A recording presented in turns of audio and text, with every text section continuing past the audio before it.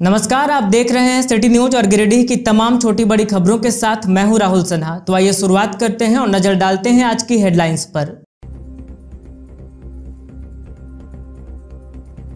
गांवा थाना क्षेत्र में नाबालिग से दुष्कर्म का मामला दर्ज, पुलिस ने आरोपी को किया गिरफ्तार। युवती का बयान लेकर मेडिकल जांच के लिए भेजा सदर अस्पताल। अतिवीर समूह में चल रही आयकर की कार्रवाई हुई समाप्त। 3 दिनों तक 2 राज्यों के अधिकारियों ने खंगाले कागजात। भारी गड़बड़ी के उजागर होने की आई खबर, आधिकारिक पुष्टि नहीं।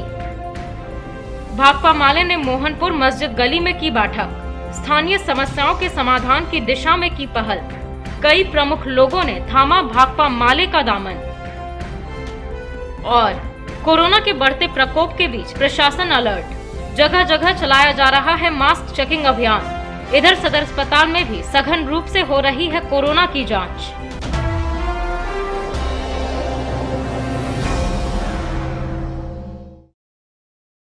और अब खबरें विस्तार से। गांवा थाना क्षेत्र के सेरुआ पंचायत की एक नाबालिग ने गांव के ही एक युवक पर दुष्कर्म का आरोप लगाते हुए थाने में शिकायत दर्ज करवाई है।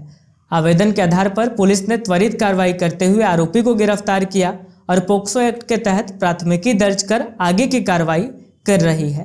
गांवा थाना में सेरुआ पंचायत की एक 14 वर्षीय नाबालिग ने गांव के ही एक युवक पर दुष्कर्म का आरोप लगाया है। घटना के बाद पुलिस ने आरोपी को गिरफ्तार कर लिया। वहीं किशोरी को मेडिकल जांच के लिए गिरिडीह सदर अस्पताल भेज दिया। पीड़ित पक्ष की ओर से थाना में दिए गए आवेदन के अनुसार नाबालिग के माता पिता किसी कार्य से बाहर गए हुए थे। घर में नाबालिग अकेली थी।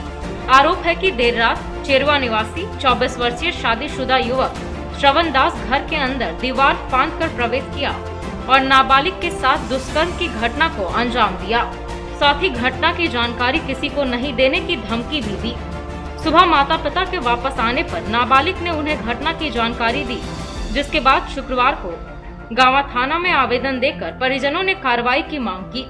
आवेदन के आधार पर पुलिस ने त्वरित कार्रवाई करते हुए आरोपी को गिरफ्तार कर लिया। इस संबंध में पुलिस इंस्पेक्टर परमेश्वर लियांगी ने कहा कि आवेदन के आधार पर गांवा थाना में कांड संख्या 30/21 दफा 376 पॉक्सो एक्ट के तहत प्राथमिकी दर्ज कर आरोपी को गिरफ्तार कर लिया गया है। वहीं नाबालिग को मेडिकल जांच के लिए भेज दिया गया है। गांवा थाना के ग्राम चेरुआ से एक नाबालिग लड़की के साथ दुष्कर्म करने का मामला आया है। आवेदन प्राप्त कर कांड दर्ज कर लिया गया है और अभियुक्त को गिरफ्तार कर लिया गया। पिछले 3 दिनों से चल रहे अतिवीर औद्योगिक समूह के विभिन्न ठिकानों पर छापेमारी की समाप्ति हो गई। इस क्रम में टैक्स चोरी के कई मामलों का खुलासा हुआ है। हालांकि इस मामले में विभाग की ओर से कोई आधिकारिक बयान नहीं आया है। अतिवीर टीएमटी समूह के 17 ठिकानों पर 2 राज्यों के आयकर विभाग के छापेमारी की कार्रवाई शुक्रवार की देर शाम खत्म हो गई। इन 3 दिनों के कार्रवाई के दौरान आयकर विभाग को बड़ी सफलता मिलने की बात कही जा रही है। बताया गया कि आयकर विभाग के ऑपरेशन इंचार्ज रांची के आयकर अन्वेषण के अपर आयकर आयुक्त मनीष झा के निर्देश पर 3 दिनों तक हर दस्तावेजों को खंगाला गया।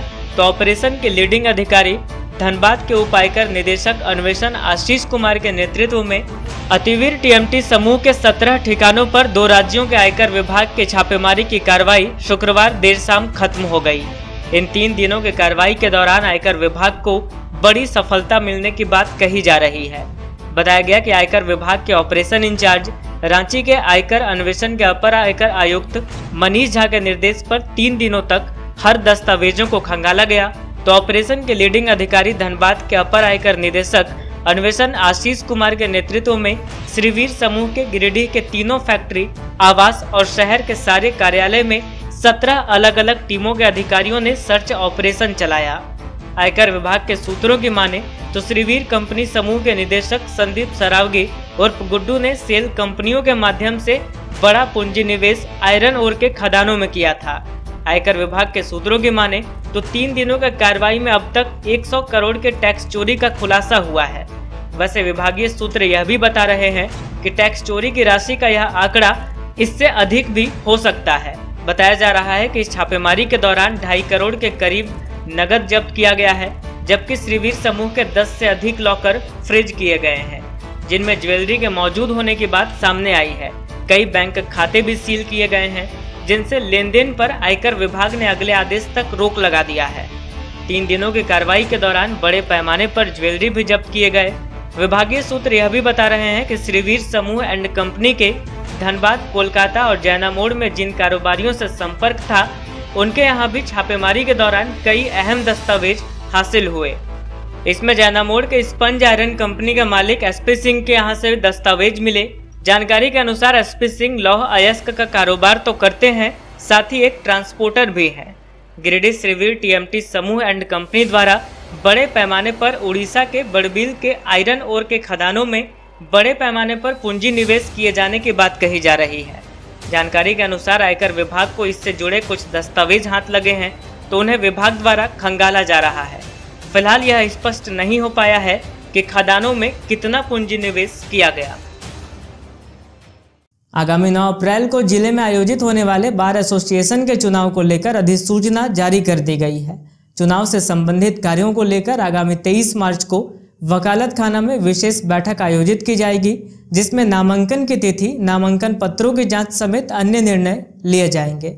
जिले में बार एसोसिएशन का चुनाव 9 अप्रैल को होगा। चुनाव के लिए अधिसूचना जारी कर दी गई है। इसके साथ ही कोर्ट परिसर में गहमा गहमी का माहौल देखने को मिल रहा है। इस संबंध में चुनाव पदाधिकारी अधिवक्ता शंभुनाथ सहाय ने बताया कि नामांकन की तिथि, नामांकन पत्रों की जांच व नाम वापस लेने की तिथि के लिए 23 मार्च को वकालत खाना में विशेष बैठक आहूत की गई है। उस बैठक में सभी निर्णय लिए जाएंगे। उन्होंने कहा कि स्टेट बार काउंसिल के द्वारा चुनाव की तिथि घोषित की गई है। कहा कि चुनाव के लिए उनके अलावे वीरेंद्र कुमार राय व अर्जुन महतो को भी चुनाव पदाधिकारी बनाया गया है। इसके अलावा अधिवक्ता श्यामदेव राय, कुंदन सिंह, कपिल देव चौधरी, टी शैलेंद्र, श्रवण कुमार मंडल, नियाज अहमद को सहायक निर्वाची पदाधिकारी बनाया गया है। इधर चुनाव की तिथि के घोषणा होने के बाद अधिवक्ताओं में चुनाव लड़ने की सरगर्मी बढ़ गई है। चुनाव की तिथि के घोषणा के बाद से ही तमाम उम्मीदवारों ने अपने साथी अधिवक्ता अपने साथियों को लुभाने में जुट गए हैं। चुनाव में अध्यक्ष, उपाध्यक्ष, सचिव, प्रशासन सचिव, प्रशासन लाइब्रेरी, कोषाध्यक्ष, सहायक कोषाध्यक्ष, 9 कार्यकारिणी सदस्य के पद के लिए चुनाव होगा। चुनाव को लेकर मतदाता सूची का प्रकाशन हो गया है और 23 मार्च तक आपत्ति दर्ज कराने की तिथि निर्धारित की गई है। उम्मीदवारों ने अपने साथी अधिवक्ताओं को लुभाना शुरू कर दिया है। जगह जगह झुंड में अधिवक्ता आगे की रणनीति बनाते नजर आने लगे हैं। अधिवक्ता संघ का जो चुनाव होने जा रहा है, उसकी घोषणा हमने कल कर दिया है और हम लोग दिनांक 9/4/21 को डेट फिक्स किए और इसी बीच में जो वोटर लिस्ट आया है बार काउंसिल से, उसको हम लोगों ने नोटिस बोर्ड पर लगा दिया है और एक ऑब्जेक्शन इन्वाइट किया है कि जिनको भी कोई ऑब्जेक्शन हो तो हम लोगों को आकर इलेक्शन कमेटी के सदस्यों को आकर वो अपना दरख्वास्त दे सकते हैं, अपना ग्रीवांस रख सकते हैं, उस पर हम लोग पुनः विचार करेंगे। दूसरी बात है कि इस इलेक्शन को बढ़िया ढंग से चलाने के लिए असिस्टेंट रिटर्निंग ऑफिसर्स को भी हम लोगों ने नियुक्त किया है। इसमें 6 सदस्यों को हम लोगों ने नियुक्त किया है, जिसमें से एक है श्यामदेव राय अधिवक्ता, कुंदन सिंह अधिवक्ता, कपिल देव चौधरी अधिवक्ता, टी शैलेंद्र अधिवक्ता, श्रवण कुमार मंडल अधिवक्ता और नियाज अहमद। ये 6 व्यक्ति असिस्टेंट रिटर्निंग ऑफिसर कराएंगे और बाद में काउंटिंग के लिए कुछ और सदस्यों का हम लोग नियुक्ति करेंगे। अभी फिलहाल है कि जो भी सदस्य को कोई भी ग्रीवांस हो या जिनका नाम चढ़ा हुआ नहीं हो वोटर लिस्ट में, वो अपना ग्रीवांस हम लोग के सामने by way of objection रिटिन petition के साथ हम लोग को दे, हम लोग को विचार। कितने पदों के लिए यहाँ चुनाव है? अगला मीटिंग हम लोग 23 दिन को रखे हैं और उस दिन हम लोग सब बतलाएंगे नॉमिनेशन डेट, क्या किन किन पदों के लिए क्या क्या योग्यता होनी चाहिए, ये सब 23/3 को हम बताएंगे। कब चुनाव होने वाला है ये? 9/4/21 में। क्या नाम हुआ सर आपका? 9/4/21। आपका क्या नाम हुआ? शंभुनाथ सहाय। राज्य सरकार के निर्देश के बाद जिला प्रशासन द्वारा लगातार विभिन्न चौक चौराहों पर मास्क चेकिंग अभियान चलाया जा रहा है। इसी कड़ी में शुक्रवार को अंबेडकर चौक पर थाना प्रभारी आर्यन चौधरी के नेतृत्व में मास्क जांच अभियान चलाया गया और लोगों से मास्क पहनने की अपील करते हुए उन्हें हिदायत भी दी गई। शहर के अंबेडकर चौक पर थाना प्रभारी आनंद चौधरी ने फिर मास्क जांच अभियान चलाकर लोगों को मास्क पहनने की हिदायत दी। दरअसल राज्य सरकार के आदेश के बाद पूरे राज्य में सभी को मास्क पहनकर घर से बाहर निकलने को आवश्यक कर दिया गया है, जिसके बाद गिरिडीह में लगातार प्रशासन मास्क लगाने को लेकर अभियान चला रही है। शुक्रवार को भी पुलिस टीम ने अंबेडकर चौक समेत कई स्थानों पर चेकिंग अभियान लगाकर वाहन चालकों को रोका और मास्क पहनने की हिदायत दी। इस क्रम में हेलमेट व अन्य कागजातों की भी जांच की गई। बताया गया कि कोरोना का प्रसार एक बार फिर तेजी से होने लगा है, जिससे एहतियात बरतना बेहद जरूरी है। इसलिए राज्य सरकार और जिला प्रशासन ने निर्देश जारी किया है।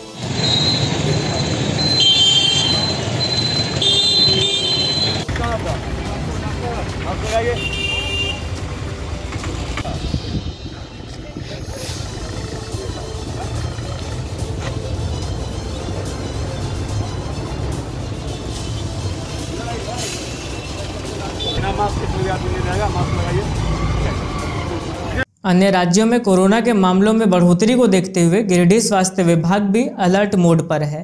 इस बाबत सीएस डॉक्टर सिद्धार्थ सान्याल ने बताया कि अस्पताल में कोरोना टेस्टिंग की संख्या बढ़ा दी गई है। वहीं 16 बेड का आइसोलेशन वार्ड भी बनाया गया है। अगर जिले में संक्रमित मरीज पाए जाते हैं तो उन्हें अस्पताल में ही आइसोलेट किया जाएगा। देश में एक बार फिर कोरोना का प्रकोप काफी तेजी से बढ़ रहा है। इसको लेकर गिरिडीह स्वास्थ्य विभाग भी अलर्ट हो गया है। इस बाबत सदर अस्पताल के civil surgeon doctor Siddharth Sanyal ने बताया कि इन दिनों अन्य राज्यों में कोरोना का पॉजिटिव केस बढ़ता हुआ देखने को मिल रहा है। उन्होंने कहा कि हाल ही में झारखंड के बोकारो जिले में कोरोना के 8 नए मामले पाए गए, जिसके बाद सदर अस्पताल गिरिडीह ने भी पूरी तरह से कमर कस ली है। डॉक्टर सान्याल ने कहा कि सदर अस्पताल में कोरोना टेस्टिंग की संख्या प्रत्येक दिन 1000 कर दी गई है। साथ ही ट्रूनेट से भी 250 से 300 मरीजों की जांच की जा रही है। बढ़ते मामलों को देखते हुए सदर अस्पताल परिसर में 16 बेड का आइसोलेशन वार्ड बनाया गया है। बताया गया कि फिलहाल अभी तक जिले में एक भी पॉजिटिव मरीज नहीं पाया गया है, लेकिन अगर कोई मरीज संक्रमित पाया जाएगा तो उसे घर के बदले अस्पताल में ही आइसोलेट किया जाएगा, जिसकी तैयारी सदर अस्पताल द्वारा कर ली गई है। वहीं सिविल सर्जन ने लोगों को जागरूक करते हुए अपील किया कि मास्क का प्रयोग, सैनिटाइजर, दूरी मेंटेन करते हुए इस महामारी से बचे। साथ ही सीएस ने भी सभी वरिष्ठ नागरिकों से टीका लगवाने की भी अपील की। जो भारत में फिर से कुछ एक राज्य में कोविड-19 के ग्रसित मरीज मिल रहे हैं, एहतियात के तौर पर हम लोग झारखंड में टेस्ट को बढ़ाना शुरू कर दिए हैं। RT-PCR और ट्रूनेट टेस्टिंग जो पहले हम कर रहे थे उससे कहीं अधिक मात्रा में हम लोगों का जांच प्रारंभ कर दिए हैं, क्योंकि नज़दीक में बोकारो ज़िले में भी हाल ही के दिन में 8 मरीज पॉजिटिव पाए गए हैं। और क्योंकि बोकारो और गिरिडीह सटा हुआ ज़िला है, हम लोग RT-PCR का सैंपल्स कलेक्शन का करीबन रोज़ 1000 कर रहे हैं और ट्रूनेट टेस्टिंग 250 से 300 डेली कर रहे हैं। यदि हमारे पास कोई भी पॉजिटिव पेशेंट आएगा तो हम अब होम आइसोलेशन को अलाउ नहीं करेंगे। हमने फिर से 12 बेडेड CCU अपने अस्पताल में, सदर अस्पताल परिसर में ही बना लिया है। 8 महिला और 8 पुरुष 16 बेडेड, जिसमें हमने स्टाफ की पोस्टिंग कर दिया है। तो इस तरह से एहतियात बरतने के लिए हमने अपना पूर्व में ही इसमें CHO डॉक्टर्स का पोस्टिंग भी कर दिया है। यदि इस तरह के कोई संदिग्ध मरीज पाए जाते हैं तो उनको अब होम आइसोलेशन अलाउ नहीं किया जाएगा, उनको यहाँ पर आकर के आइसोलेट किया जाएगा। हम गिरिडीह के पब्लिक से एक ही रिक्वेस्ट करते हैं, जो आप फिर से आज 6 महीना पहले जिस तरह से सोशल डिस्टेंसिंग, मास्क लगाना, भीड़ भाड़ की जगह पर एक साथ समूह में न जाना और घर लौटने के बाद सैनिटाइजर से हाथ धोना, साबुन से हाथ धोना, ये ज़रूर से ज़रूर पालन करेंगे। साथ ही वैक्सीनेशन जो ड्राइव चल रही है, 60 साल से ऊपर वाले उम्र, frontline worker, health care worker और 45 से 59 साल यदि कोई जो ब्लड प्रेशर, डायबिटीज़, कैंसर जो रोग से ग्रसित हैं, वो अपना वैक्सीनेशन कराना सुनिश्चित करेंगे। वैक्सीनेशन आपको कम से कम जो कोविड-19 के जो वायरस है उससे लड़ने की प्रतिरोध क्षमता को बढ़ाएगा। और वैक्सीन देने के बाद ये ज़रूर है जो व्यक्ति सीवियर रूप से कोविड से ग्रसित नहीं होंगे, कोविड इन्फेक्शन होने पर भी वो माइल्ड होगा और उनको अत्यंत जोखिम या वो सीरियस हो जाएंगे, उनको बाहर रेफर करना पड़ेगा, ये हालत नहीं रहेगी। तो पूरे शहरवासी से, पूरे जिलावासी से हमारा अनुरोध है कि कोविड जो बिहेवियर है, कोविड बिहेवियर को 100% पालन करेंगे। धन्यवाद। डेली सर कितने टेस्ट किए जा रहे हैं सब? 1000 सैंपल्स डेली जा रहा है धनबाद, और बताया मैंने करीब 250 से 300 इंटरनेट टेस्टिंग भी पूरे जिले में हो रही है। अभी तक सर एक्टिव पेशेंट अभी तक कोई भी पॉजिटिव पेशेंट नहीं पाया गया। सदर अस्पताल में गिरिडीह के अधिवक्ताओं को कोविड-19 की वैक्सीन दी गई। इस दौरान ऐसे अधिवक्ता जो 45 से 60 वर्ष तक के उम्र के हैं और किसी बीमारी से ग्रसित हैं, व 60 वर्ष से अधिक उम्र वाले अधिवक्ताओं को प्राथमिकता के आधार पर वैक्सीन दी गई। गिरिडीह के अधिवक्ताओं को शुक्रवार को कोविड-19 की वैक्सीन दी गई। जिला अधिवक्ता संघ के महासचिव चुन्नूकांत की पहल पर जिला प्रशासन व सिविल सर्जन से बात कर एक साझा प्रयास किया गया, जिसके तहत 45 वर्ष से अधिक व 60 वर्ष से कम ऐसे अधिवक्ता जो किसी बीमारी से ग्रसित हैं, वहीं 60 वर्ष से अधिक उम्र वाले अधिवक्ताओं को प्राथमिकता देते हुए सदर अस्पताल में अनुशासनात्मक तरीके से वैक्सीन दी गई।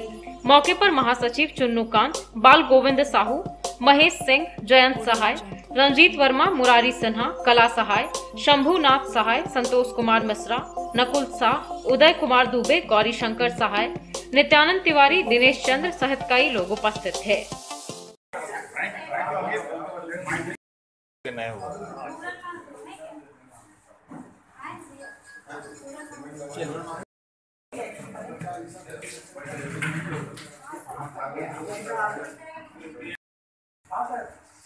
आप स्वस्थ रहने की कामना करते हैं। आज जिला अधिवक्ता संघ ने अपने अधिवक्ताओं के लिए कोविड का जो वैक्सीन है वो का टीका लेने काउंटर पर करीब 100 से ज़्यादा अधिवक्ताओं ने अपने निबंधन कराए जिनको टीका लेना था। तो एक पहलू तो ये है कि हम लोग को टीका लेना था, हम लोग आके टीका लिए, लेकिन अधिवक्ता संघ के हमारे कई सीनियर अधिवक्ता, हमारे युवा साथी, महिला अधिवक्ता एक अनुशासनबद्ध तरीके से वकालत खाने से चल करके हम लोग सदर अस्पताल तक आए और हमने कि जो स्वदेशी टीका है हमारा वो पूरी तरह से वेल प्रूफ है और सुरक्षित है। इसको लेकर के कुछ भ्रम की स्थिति थी देश में, इसको लेने से बुखार लग जाएगा, इसको लेने से कोई परेशानी हो सकती है। तो देश के प्रधानमंत्री ने लेकर के ये संदेश दिया कि नहीं भाई, ये सब लोग जो लें वो सुरक्षित है, इसमें कहीं कोई अफवाह में नहीं जाना है। इसलिए हम लोग आज आप भी आइए और टीका लीजिए। पूरे अधिवक्ता साथी हमारे एक समूह के शक्ल में आकर के आज हम लोगों ने टीका लिया है और ये पूरे प्रयास के लिए हम जिला प्रशासन को, स्वास्थ्य महकमा को और अपने संघ के साथियों को जो कार्यकर्ता इस पूरे आयोजन में लगे हैं और जिन लोगों ने टीका लिया है उन तमाम लोगों को शुभकामना देना चाहते हैं। जिन्होंने टीका लिया है वो स्वस्थ रहे, कोरोना को भगाने में अपनी भूमिका अदा करें और जिन लोगों ने प्रत्यक्ष रूप से इसमें अपना सहयोग दिया है उनको हम उनका अभिनंदन करते हैं और उनके प्रति आभार व्यक्त करते हैं अपने संघ की ओर से कि आपने एक अच्छे काम में हम लोगों का साथ दिया है, सहयोग किया है। बहुत सीआरपीएफ 7वीं बटालियन की ओर से बसपड़ाव स्थित सीआरपीएफ कार्यालय में पुलिस बल का 82वां स्थापना दिवस धूमधाम से मनाया गया। स्थापना दिवस के उपलक्ष्य में बटालियन मुख्यालय में रक्तदान शिविर का आयोजन भी किया गया था, जिसमें अधिकारियों और जवानों ने अपना रक्तदान किया। सीआरपीएफ 7वीं बटालियन की ओर से शुक्रवार को बसपड़ाव स्थित सीआरपीएफ कार्यालय में पुलिस बल का 82वां स्थापना दिवस धूमधाम से मनाया गया। कार्यक्रम की अध्यक्षता सीआरपीएफ 7वीं बटालियन के कमांडेंट भारत भूषण जखमोला द्वारा किया गया। कार्यक्रम की शुरुआत सबसे पहले अतिथियों और पुलिस अधिकारियों द्वारा पुलिस बल के शहीदों को श्रद्धांजलि अर्पित कर की गई, जिसके बाद सीआरपीएफ कमांडेंट श्री जखमोला ने पुलिस बल के इतिहास के बारे में बताते हुए कहा कि सीआरपीएफ बल सदैव देश की रक्षा के लिए तत्पर रहती है। पुलिस बल द्वारा सामना की जा रही चुनौतियों के बारे में वह उन लोगों की तारीफ करते हुए कहा कि पुलिस जवान अपने दायित्वों का निर्वहन बखूबी कर रहे हैं और लोगों की सेवा कर रहे हैं। कहा कि सीआरपीएफ बल की जहां भी तैनाती होती है वहां शांति बहाल होती है। साथ ही पुलिस जवान अपनी जान की परवाह न करते हुए देश हित की सेवा में लगे रहते हैं। इससे जनता का पुलिस बल के प्रति विश्वास और बढ़ता है। स्थापना दिवस के उपलक्ष्य में बटालियन मुख्यालय में रेड क्रॉस की मदद से रक्तदान शिविर का आयोजन किया गया, जिसमें लगभग 50 उत्साहित अधिकारियों और जवानों ने अपने कीमती लहू का दान किया। कार्यक्रम के दौरान सीआरपीएफ के कमांडेंट के अलावे द्वितीय कमान अधिकारी गोपाल कुमार, उप commandant Alok Ranjan, civil surgeon doctor Siddharth Sanyal, red cross के चेयरमैन मदन लाल विश्वकर्मा, उप चेयरमैन डॉक्टर तारकनाथ देव, सचिव राकेश मोदी, कोषाध्यक्ष दिनेश खेतान, निकिता गुप्ता व भारी संख्या में पुलिस बल उपस्थित थे।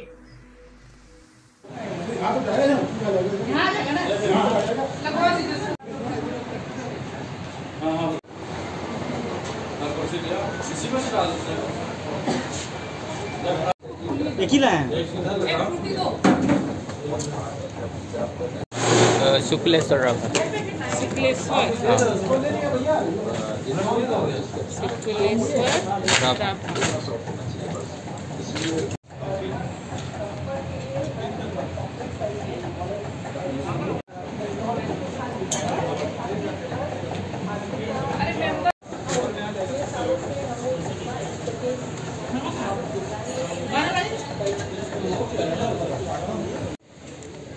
आज के दिन सीआरपीएफ की 82वीं स्थापना दिवस है और इस उपलक्ष्य में अन्य कार्यक्रमों के अलावा, क्योंकि केरिपू बल के अन्य कार्यक्रम भी हैं जो हम करते हैं, और आज ही के दिन हमने ब्लड डोनेशन करने का भी फैसला लिया और हमारे 50 कार्मिक 50 जवान जो हैं वो ब्लड डोनेशन में हिस्सा ले रहे हैं।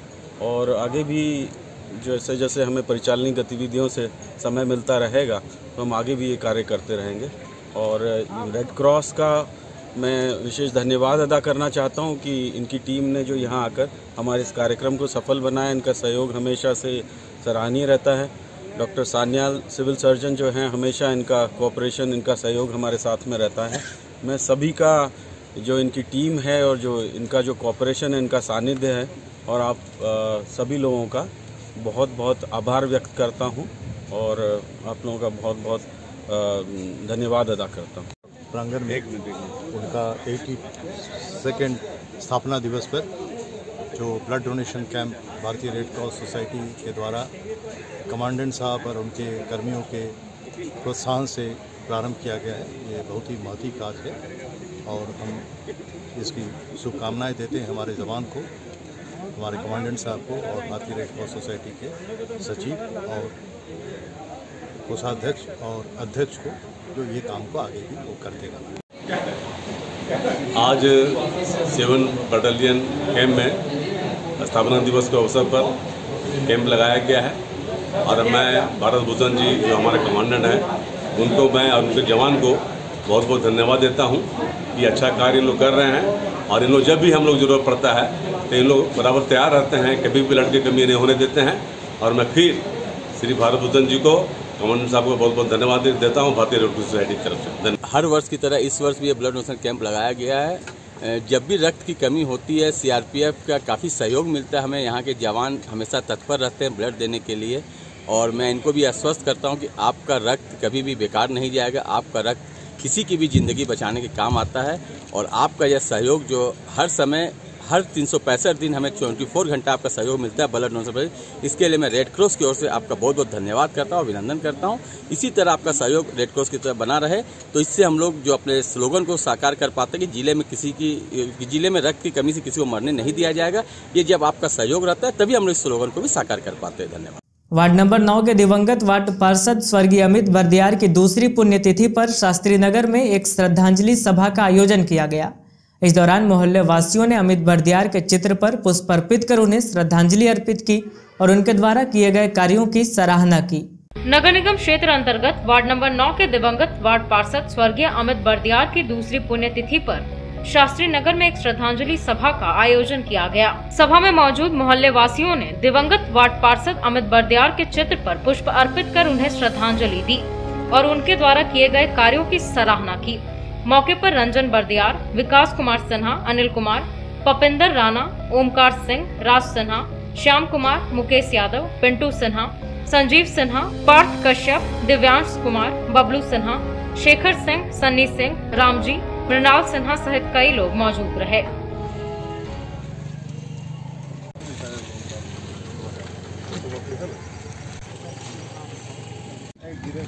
आज हम लोग बहुत गमगीन माहौल में स्वर्गीय अमित बर्दियार जी का द्वितीय पुण्यतिथि शास्त्री नगर में मना रहे हैं। छठ घाट में उनके नाम से छठ घाट का नामांकन हुआ है और स्वर्गीय अमित बर्दियार जी का जो योगदान हमारे समाज में, हमारे शास्त्री नगर मोहल्ले में और पूरे गिरिडीह में जो योगदान उनका रहा है वो भूलने योग्य नहीं है और ना ही कोई भूल पा रहे हैं।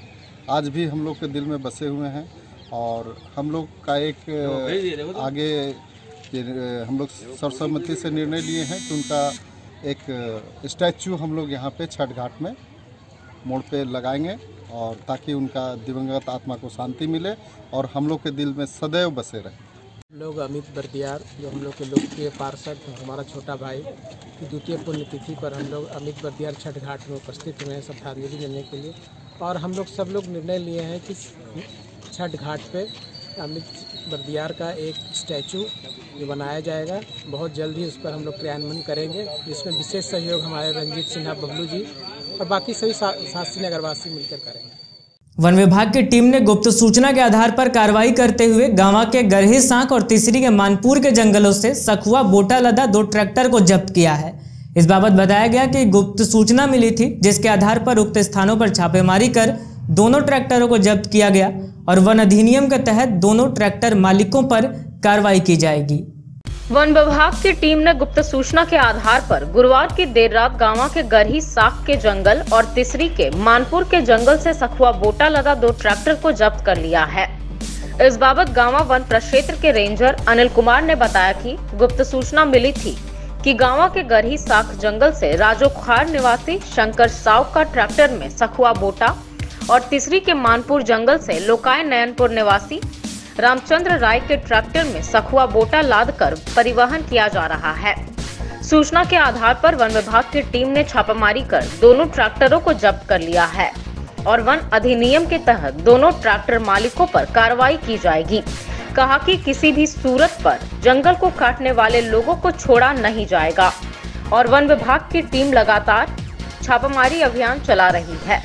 उन्होंने लोगों से अपील करते हुए कहा कि वन को बचाने में विभाग की मदद करें।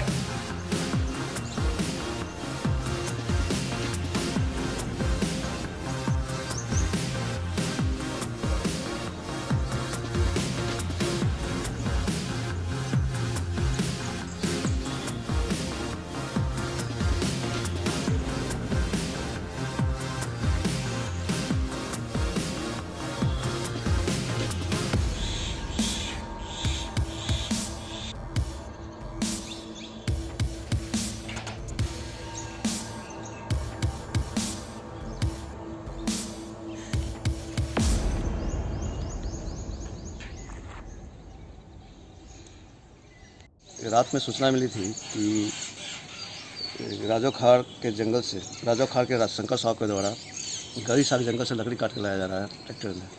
सूचना के आधार पर सही पाया गया और एक ट्रैक्टर को जब्त करके लाया गया। दूसरी ट्रैक्टर को लोकाय नयनपुर की तरफ से मानपुर के जंगल की तरफ से शंकर रामचंद्र राय के द्वारा परिवहन कराया जा रहा था सखुआ की लकड़ी को ट्रैक्टर पर, उसको हम लोगों ने जब्त करके लाया है। इस तरह से जंगल की कटाई को संबंध में हम लोग ज़्यादा कार्रवाई करेंगे, जिससे कि जंगल कटाई को बचाया जा सके, जंगल की सुरक्षा किया जा सके। ग्रामीणों से अपील करता हूँ कि किसी भी तरह का वनों को सुरक्षा से संबंधित अपने सहयोग करें वन विभाग को, जिससे कि वनों को बचाया जा सके और हमारा इस तरह की कार्रवाई लगातार जारी रहेगा। धन्यवाद। समाजवादी पार्टी के जिलाध्यक्ष वीरेंद्र यादव ने तिसरी में हुए अवैध माइका माइंस हादसे को लेकर आवाज उठाई है। जिलाध्यक्ष ने समाहरणालय पहुंचकर गिरिडीह उपायुक्त से तिसरी और गांवा इलाके में संचालित अवैध अभ्रक खदानों में हो रहे मजदूरों के मौत की जानकारी दी और प्रशासन से इस पर लगाम लगाने की मांग की। तिसरी में हुए अवैध माइका माइंस हादसे को लेकर समाजवादी पार्टी के जिलाध्यक्ष ने आवाज उठाई है। शुक्रवार को गिरिडीह समाहरणालय पहुंचे जिलाध्यक्ष वीरेंद्र यादव ने गिरिडीह उपायुक्त से मांग करते हुए कहा कि तिसरी और गांवा इलाके में कई सफेदपोश अवैध रूप से अभ्रक खदानों का संचालन कर रहे हैं। इन खदानों में रह रहकर मजदूरों की मौत हो रही है। खासकर तीसरी का पिसरो माइंस अभी हाल में ही कई लोगों को ले लिया है। इन्होंने प्रशासन से इस पर लगाम लगाने की मांग की, साथ ही संबंधित लोगों पर कार्रवाई का भी आग्रह किया। हमारे विधानसभा क्षेत्र के अंतर्गत तीसरी हो, गाँवा हो या राजधनवार हो, कोई भी क्षेत्र में जितने भी सफेदपोश काम कर रहे हैं उसको उनके ऊपर कार्रवाई होनी चाहिए। चाहे गलत काम करते हैं क्या है नहीं है, अबरक का काम करते हैं क्या है नहीं है, उससे हमको मतलब लेना देना नहीं है। लेकिन मैं जिला प्रशासन से अनुरोध करता हूं कि जो भी व्यक्ति इसमें संलिप्त है उसके ऊपर कार्रवाई किया जाए।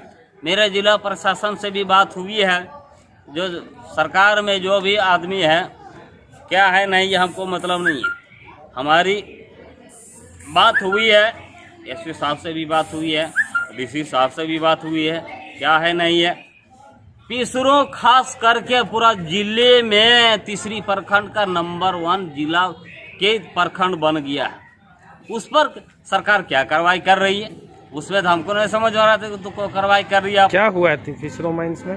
फिशरो माइंस में है कि सर हमको लगता है कि 3-4 दिन के पहले, हम तो पहले देखे थे, हम गए भी थे, एसपी साहब भी गए थे, हम साथ में गए थे। उसमें है कि 3-4 लोग दब के मर गए। दब के यदि मर गए हैं तो उनका लाश आज तक नहीं मिला सर। कौन चलाता है ऐसे माइंस को? ऐसा माइंस कौन चलाता है इसका भी नाम हम दे देते हैं। प्रशासन के मिली भगत से चलता है और उसमें जो है दलाल और बिचौलिया, मैं कहना चाहूँगा तो हमारे ऊपर ही हत्या हो जाएगा, क्या होगा नहीं होगा हम इसीलिए नहीं बोलना चाहता। राजू यादव 1 नंबर पे राजू यादव माइंस चलाता है।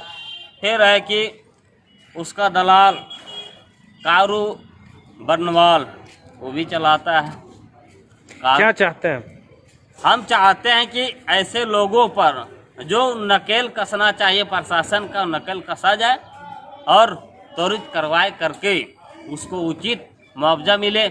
मान लीजिए कि कोई आदमी का, मान लीजिए हम ही रहेंगे, हम मर जाएंगे, हमारा आदमी हमरा क्या करेगा, तो हम न्याय चाहते हैं, न्याय। CWS जमशेदपुर के सौजन्य से समेकित कृषि पद्धति पर बगोदर प्रखंड के अड़वारा पंचायत के महिला किसानों का 1 दिवसीय प्रशिक्षण कार्यक्रम संपन्न हुआ।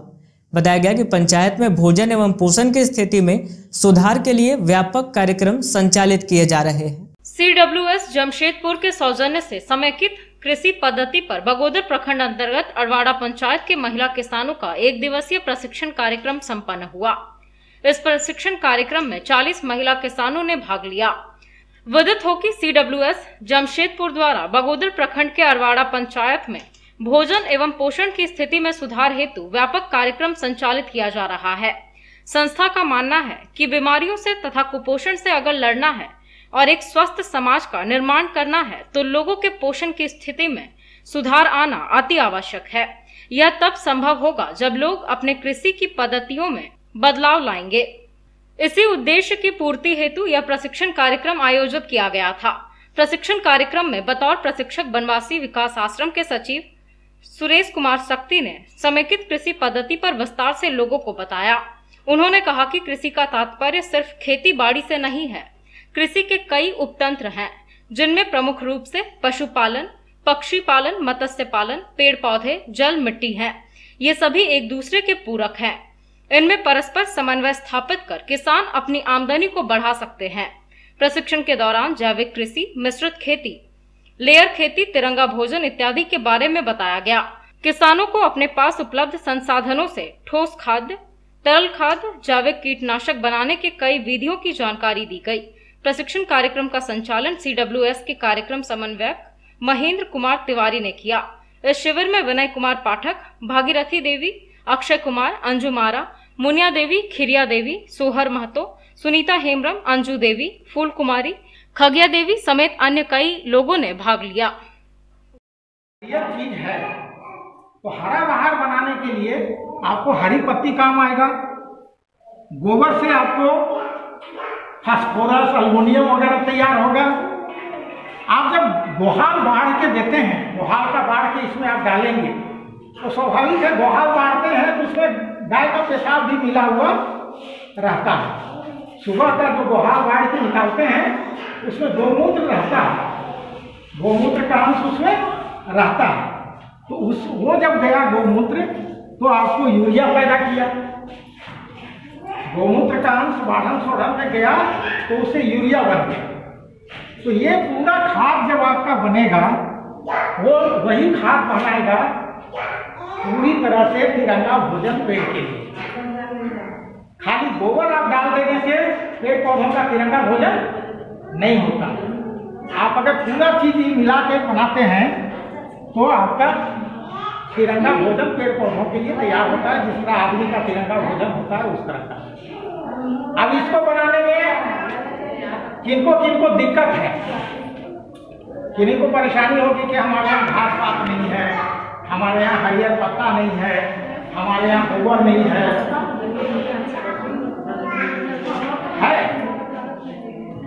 और ये अब जब डालिएगा बैगन, गिलौटी, टमाटर, गोभी, गेहूँ ज़्यादा होगा तो गेहूँ में, धान में, तो देखिएगा कि उसका बम्फर उत्पादन होगा, बम्फर उत्पादन होगा। तो पैसा आपको लगाने की जरूरत नहीं है, और बिना पैसा से बीज आप घर में रखिए, खाद घर में बनाइए, दवा घर में बनाइए, और शरीर का मेहनत घर से कीजिए, लागत कम आ जाएगा।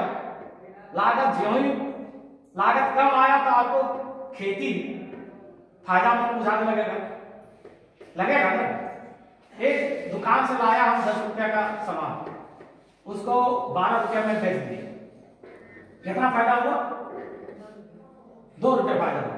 वो तो दिख गया कि 10 रुपया में लाए, 12 रुपये में बेच दिए। EWS द्वारा संचालित भोजन एवं पोषण कार्यक्रम के तहत अडवारा पंचायत भवन में 1 दिवसीय प्रशिक्षण समेकित किसानों का किया गया। इसमें 40 किसान भाग लिए और हमारे वनवासी विकास आश्रम के सचिव सुरेश कुमार शक्ति जी ने इस बतौर प्रशिक्षक के रूप में लोगों को जैविक दवा, जैविक खाद बनाने की विधि विस्तार पूर्वक बताए, जिससे सभी महिला किसानों ने लाभान्वित हुआ है। यह 1 दिवसीय कार्यक्रम था, इसके तहत किया गया।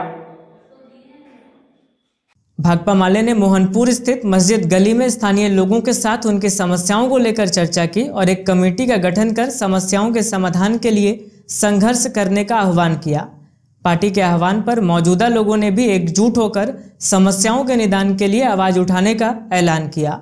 नगर निगम क्षेत्र के वार्ड नंबर 5 मोहनपुर स्थित मस्जिद गली में भाकपा माले के साथ कई लोग जुड़े और स्थानीय मुद्दों पर चर्चा की तथा एक कमेटी का गठन कर अपने अधिकारों के लिए संघर्ष करने का ऐलान किया।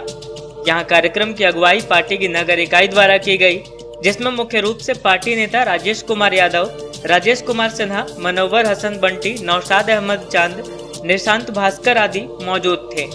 यहाँ अपने वक्तव्य में भाकपा माले नेताओं ने कहा कि गिरिडीह नगर निगम क्षेत्र में रहने वाले आम लोग बहुत ही परेशानियों का सामना कर रहे हैं, लेकिन निगम प्रशासन सहित कई जनप्रतिनिधि चुप्पी साधे हुए हैं। उन्होंने लोगों से भाकपा माले के साथ जुड़कर अपने अधिकारों के लिए आगे बढ़ने की अपील की और कहा कि जिस तरह संगठित होकर इन्होंने 1.5 वर्षों से बंद यहाँ पानी की सप्लाई को शुरू करवाई, उसी तरह इनके दूसरे अधिकार भी हासिल होंगे। पार्टी के आह्वान पर स्थानीय लोगों ने भी एकमत होकर भाकपा माले के झंडे तले संघर्ष का ऐलान किया तथा स्थानीय सदर मोहम्मद अल्ताफ अंसारी, मोहम्मद नौशाद अंसारी, मोहम्मद मुख्तार अंसारी, मोहम्मद अरमान खान, मोहम्मद कासिम अंसारी, मोहम्मद असनुल अंसारी समेत अन्य लोगों ने भाकपा माले की नीतियों और विचारों का समर्थन करते हुए पार्टी में शामिल होने की घोषणा की।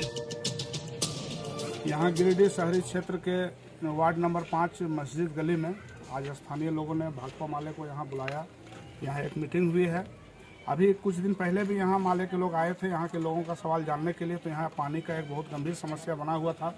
पता लग रहा था कि कोई जनप्रतिनिधि टाइप के ही लोग हैं जिन्होंने यहाँ के एक गलत नियत से यहाँ का जो सप्लाई पानी का जो चाबी था उसको बंद करवाने का काम उन्होंने किया था। तो इसके रिएक्शन में यहाँ के लोग जो 1.5 साल से पानी इनको नहीं मिल रहा था, ये सारे लोग एकजुट हुए और पार्टी की अगुवाई में नगर निगम के प्रशासन से जाकर के बात की गई और उसका नतीजा ये हुआ कि यहाँ 2 दिन पहले से पानी आना शुरू हो गया है।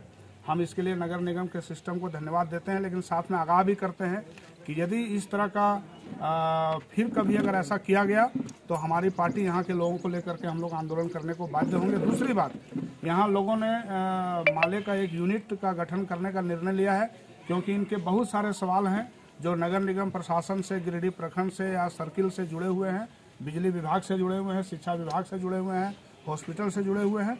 उन सवालों पर ये अपना एक लड़ाई शुरू करने के लिए, एक अपना अधिकार लेने के लिए वो एक यहाँ कमेटी गठन का निर्णय लिए हैं। हम इस निर्णय का स्वागत करते हैं। हम लोगों का भरपूर साथ यहाँ के लोगों का रहेगा। हम इनसे यूनाइट होने की अपील कर रहे हैं और हम समझते हैं कि इस यूनिटी के बल पर यहाँ के लोगों को उनका हक और अधिकार दिलवाने का काम किया जाएगा।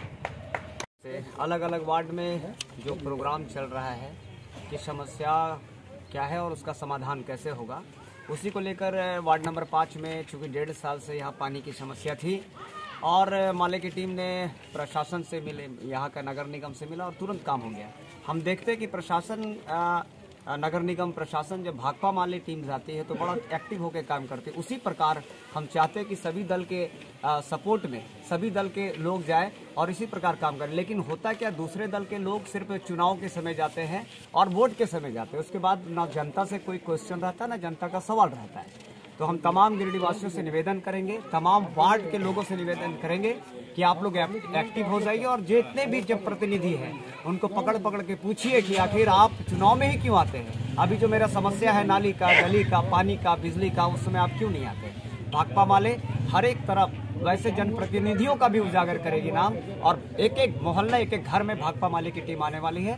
बहुत जल्द हम आपसे मिलने वाले हैं और समस्याओं को पूरा समस्याओं को उजागर करेंगे और जनप्रतिनिधि जो है उनको भी हम एक्टिव करेंगे। बहुत बहुत धन्यवाद। साल से पानी की समस्या से हम लोग जूझ रहे थे और पानी के लिए हम लोग गिरिडीह डीसी, सदर विधायक को भी चिट्ठी लिखा, कहीं कुछ नहीं मिला। उसके बाद नगर आयुक्त को भी लिखा, कहीं कोई सुनवाई नहीं हुआ। लास्ट में हम लोग माले पार्टी के द्वारा हम लोग गए नगर पालिका और बहुत सारी बात हुई वहाँ पर और ये आश्वासन दिया कि 8 दिन के अंदर अगर पानी, हमने बोला कि 8 दिन के अंदर पानी अगर नहीं मिला तो हम लोग मुख्य मार्ग जो जमुआ जाती है रोड, उसको हम लोग जाम कर देंगे। लेकिन 2 दिन से लगभग मंगलवार से पानी मिल रहा है रेगुलर और सब घर में पानी आ रहा है। इसके लिए हम माले पार्टी को तहे दिल से शुक्रिया अदा करता हूँ। मारवाड़ी ब्राह्मण महिला शाखा शक्ति द्वारा मुफस्सिल थाना क्षेत्र के झगरे स्थित मारवाड़ी ब्राह्मण भवन में कन्या विदाई समारोह का आयोजन किया गया। समारोह के दौरान शाखा की ओर से गरीब बालिकाओं को जरूरत का सामान भेंट कर विदाई दी गई। मारवाड़ी ब्राह्मण महिला शाखा शक्ति द्वारा शुक्रवार को मुफस्सिल थाना क्षेत्र के झगरी स्थित मारवाड़ी ब्राह्मण भवन में कन्या विदाई समारोह का आयोजन किया गया। इस दौरान शाखा की ओर से गरीब बालिकाओं को जरूरत का सामान भेंट कर विदाई दी गई। विदाई कार्यक्रम के दौरान भेंट दिए गए सामानों में साड़ी, गहने, पंखा, बर्तन सेट, रसोई घर से संबंधित सामान व कई जरूरत का सामान शामिल था। ब्राह्मण संघ के सचिव ने बताया कि संघ द्वारा हर साल यह कोशिश की जाती है कि गरीब कन्याओं को जरूरत का सामान उपलब्ध कराकर उनकी विदाई की जाए, जिससे गरीब बेटियों की विदाई में कोई कमी महसूस न हो सके, साथ ही गरीब घरों के लिए बेटियां बोझ न बन सके। मौके पर संघ की ओर से अध्यक्ष माया शर्मा, सचिव आशा शर्मा, उपाध्यक्ष रूपा शर्मा, रेणु शर्मा, संगीता शर्मा आदि महिलाएं मुख्य रूप से उपस्थित थीं। ये हम लोगों ने मारवाड़ी ब्राह्मण शाखा शक्ति के तरफ से आज हम लोगों ने कन्या विदाई का प्रोग्राम किया है, जिसमें गरीब वर्गीय कन्या को हम लोगों ने जरूरत की वस्तुएं देकर के उसकी विदाई की है। और ब्राह्मण संघ के सचिव होने के नाते मैं यही चाहूंगी कि हम लोगों के तरफ से ऐसा कार्यक्रम, ऐसा प्रोग्राम हर साल होता रहे, जिससे कि गरीब लोगों की कुछ मदद हो। झारखंड प्रदेश तुरी समाज के स्थापना दिवस को लेकर सर्कस मैदान से अंबेडकर भवन तक एक जुलूस निकालकर सम्मेलन का आयोजन किया गया। सम्मेलन के दौरान समाज के बुद्धिजीवी वर्ग के लोगों ने समाज की उन्नति और विकास पर चर्चा की, जिसके बाद उपस्थित लोगों ने समाज को सशक्त और जागरूक बनाने का संकल्प लिया। झारखंड प्रदेश तुरी समाज द्वारा स्थापना दिवस पर गुरुवार को सर्कस मैदान से अंबेडकर भवन तक जुलूस निकालकर सम्मेलन का आयोजन किया गया। सम्मेलन में बतौर मुख्य अतिथि समाज के प्रदेश अध्यक्ष चंदन तुरी मौजूद थे। सम्मेलन में समाज को सशक्त और जागरूक बनाने का संकल्प लिया गया। मौके पर समाज के लोगों ने कहा कि तुरी समाज अत्यंत पिछड़ा हुआ समाज है। सरकार के द्वारा कई योजनाएं चलाई जा रही है, लेकिन समाज में शिक्षा की कमी के कारण इसका फायदा समाज के बच्चे बच्चियां नहीं उठा पा रहे। इसलिए समाज के बुद्धिजीवी वर्ग के लोग बच्चों को शिक्षित करने के लिए अभियान चलाए। मौके पर जिला अध्यक्ष कृष्णा तुरी, मनोज बंशीधर, दीपक मिर्धा, नेतालाल, सुरेश तुरी, अमर तुरी, गणेश तुरी, भिखारी तुरी, प्रदीप तुरी, मनोज तुरी, नीलम भारती, प्रभावती देवी समेत कई तुरी समाज के लोग उपस्थित रहे।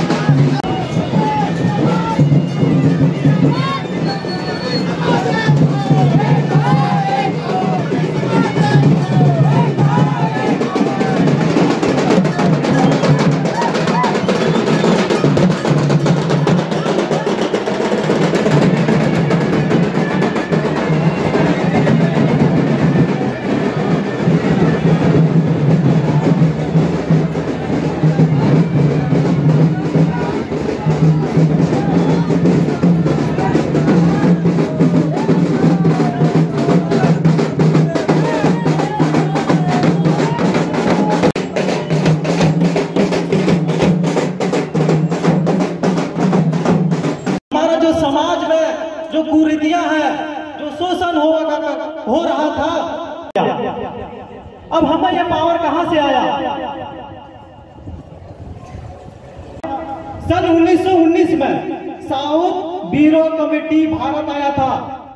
मैं तुरी समाज का जो संगठन चल रहा है, हमारा जो देश जो है आज़ादी लगभग 70 साल बीत गया। हम लोगों को ऐसी रिजर्वेशन में रखा गया है जो कि 70 साल बीतने के बाद भी इस रिजर्वेशन का फ़ायदा जो है हमारे समाज में 0.1% तक भी नहीं हुआ। हमारे समाज में पढ़े लिखे लोग हैं, पढ़े लिखे लड़का हैं, लेकिन जो है हम लोग उस जगह पर पहुंचने के लिए हम लोग तुल कलाम उतना नहीं लगा पाते हैं। इसलिए हम लोग चाहते हैं कि 1947 के पहले हमारा समाज आदिवासी में था, इसलिए हम लोग चाहते हैं कि तुरी जाति को पुनः आदिवासी में डाल देने से हम लोगों का विकास ज़्यादा बेहतर होगा। इसलिए हम लोग वही संघर्ष करना चाहते हैं कि हम लोगों को तुरी समाज को जो है माने पुनः आदिवासी में डालने का कृपा करें। अंत में आइए फिर से नजर डालते हैं आज की हेडलाइंस पर। गांवा थाना क्षेत्र में नाबालिग से दुष्कर्म का मामला दर्ज, पुलिस ने आरोपी को किया गिरफ्तार। युवती का बयान लेकर मेडिकल जांच के लिए भेजा सदर अस्पताल। अतिवीर समूह में चल रही आयकर की कार्रवाई हुई समाप्त। 3 दिनों तक 2 राज्यों के अधिकारियों ने खंगाले कागजात। भारी गड़बड़ी के उजागर होने की आई खबर, आधिकारिक पुष्टि नहीं। भाकपा माले ने मोहनपुर मस्जिद गली में की बैठक, स्थानीय समस्याओं के समाधान की दिशा में की पहल। कई प्रमुख लोगों ने थामा भाकपा माले का दामन। और कोरोना के बढ़ते प्रकोप के बीच प्रशासन अलर्ट, जगह जगह चलाया जा रहा है मास्क चेकिंग अभियान। इधर सदर अस्पताल में भी सघन रूप से हो रही है कोरोना की जांच।